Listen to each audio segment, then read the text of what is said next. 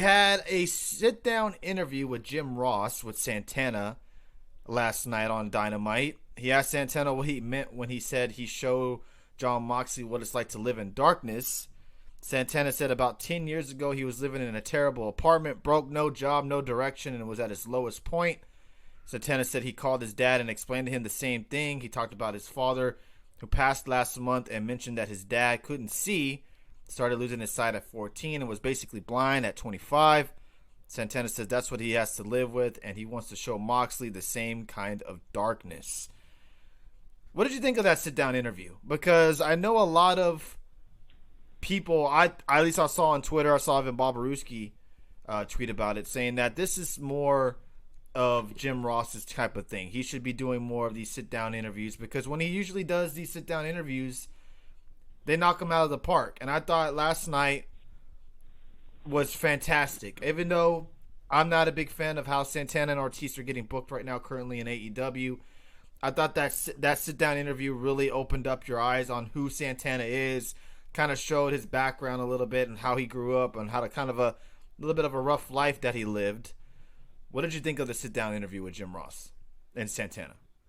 See, I don't think it was much to do with Jim Ross. It was more about Santana just being honest and being real with his person. And this is kind of a weird storyline because you do this eye thing just for a gimmick on TV, and it's really something to Santana because he grew up with his dad being blind. Yeah.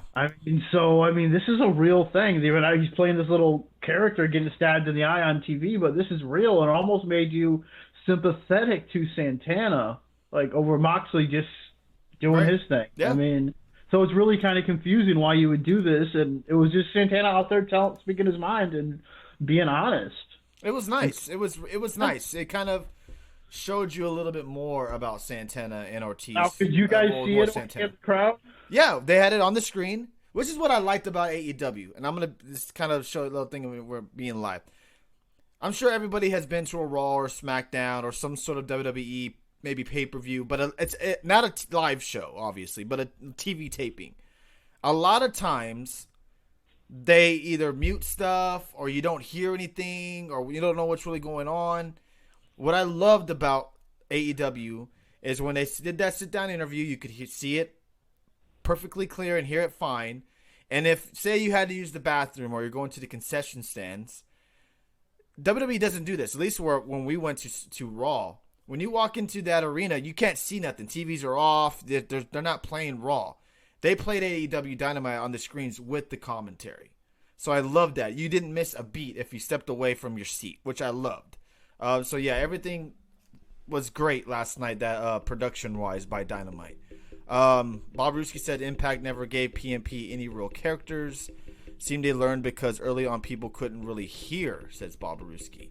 Yeah, they've learned a lot since their last couple of months. They did a fantastic job production-wise last night. It was crazy. Justin put a picture up in the Discord, like he walked to the bathroom or something. He said he's Moxley just standing there. Yeah. So that's something you would never see at a WWE show. What's up, Jeffrey Cross? You just walk to the bathroom and you see the guys cut a promo or do. You wouldn't see that there. Absolutely not. It was pretty. I wish he came back. He's like, I was gonna go to the bathroom, but the line was too long. But check out what I saw.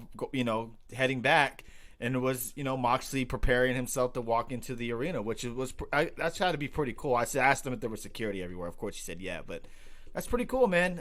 Yeah, exactly. When stuff you would not exactly see in the WWE anymore. The Shield were walking around fans. Yeah, it's wild how they do those type of entrances. But yeah, everybody knew where he was coming out before he came out, and people were ready to take pictures and all that good stuff. Thank you for the bits there, Jeffrey Cross. Appreciate that as always. Follow him as well on Twitch, a game streamer and a big supporter of the show. So we appreciate him dropping by and hanging out for a little bit. We also had a Darby Allin promo. Well, not much of a promo because he's not talking quite yet. But they showed him with signs, and he's basically challenged Sammy Guevara for Revolution, which I am pretty excited for. That should be a dandy of a match. What did you think of that little segment with Darby Allin challenging Sammy Guevara? I know it wasn't really much to kind of talk about, I guess, but what did you think? Well, he just did what Sammy's been doing with the postcards or whatever. Yes. Where he put up a bunch of little stuff. But yeah, I can't. I'm looking forward to this. I'm all for Darby and Sammy to have a little feud, and also they're not the only one having a feud right now. Sammy and Marco Stunt are having a feud on Twitter right now. Oh, are they? Dude, Marco Stunt is so small, dude. It's like he's so short. It's crazy. What sucks for me is when they cut to commercial and they keep showing the show and they are talking. You have no idea what's going on. Yeah, see, that was another thing, and we'll get into the Nyla Rose match because that was another part of the match where, or at the end of the match, where I was kind of like, what the hell's going on? Oh, Bob Ruski said Darby is still not cleared yet to wrestle. Okay. But yeah, I agree with you. That's the one thing about, look, I love the split screen during commercials, but when it happens during what happened with Nyla last night and what happens during sometimes matches and you miss key stuff, I hate that. I feel you on that, Bill and Peckeron. I absolutely agree with you on that. Let's get